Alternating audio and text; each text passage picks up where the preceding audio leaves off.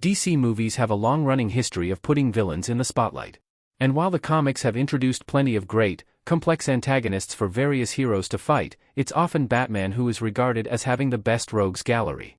Villains like Joker, Riddler, Penguin, and others have been prominently featured on the big screen over the years, with some even supporting their own standalone projects. 2004 gave Catwoman, Batman's villain/love interest, a feature film, with Halle Berry as the star.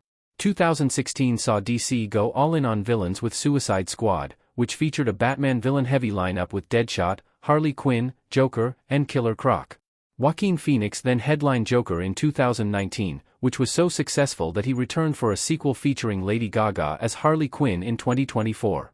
DC is set to continue down the path of using Batman's villains to lead new movies this year, with the DC Universe's Clayface the latest example of this plan. As if that was not enough, DC Studios also reportedly has a movie centered around Bane and Deathstroke in the works. It makes it feel impossible for a DC villain to headline a movie if they aren't typically associated with The Dark Knight. It has happened just once before, in 2022. Dwayne Johnson's Black Adam might not have been the hierarchy-changing release the star hoped for, but it remains the only live-action DC movie focused on a non-Batman-adjacent villain. Why Black Adam is the only non-Batman villain to get his own movie? Black Adam has been part of DC Comics since the 1970s, but the idea of him getting his own movie didn't fully materialize until the mid-2010s. Dwayne Johnson had been expected to debut as the character in 2019's Shazam, but it was announced in 2017 that a decision had been made to give his villain a solo film instead. While Black Adam is a popular villain in the comics, he wasn't a no-brainer selection to headline a feature. The reason that DC allowed him to do so is due to Johnson's attachment to the project/character. The solo film was announced when The Rock was still at the peak of his box office powers.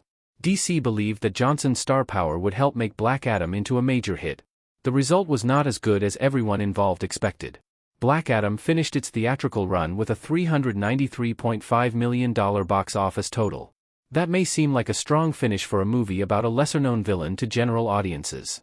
However, its budget reportedly ballooned to $260 million, via THR, making the movie a major loss for Warner Bros. And DC Films. If Johnson hadn't agreed to play Black Adam years before and grown into one of Hollywood's biggest and most powerful stars, it's unlikely the villain ever would have been given this opportunity, especially before ever interacting with Shazam. Non-Batman DC villains who should get their own movie. As Clayface approaching release proves, Black Adam's results did not deter DC from continuing to give villains their own villains.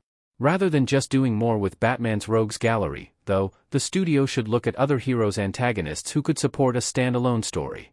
Potential exists for an excellent movie about Green Lantern's arch-nemesis, Sinestro, one that shows him falling from alignment with the Green Lantern Corps and embarking on his own path.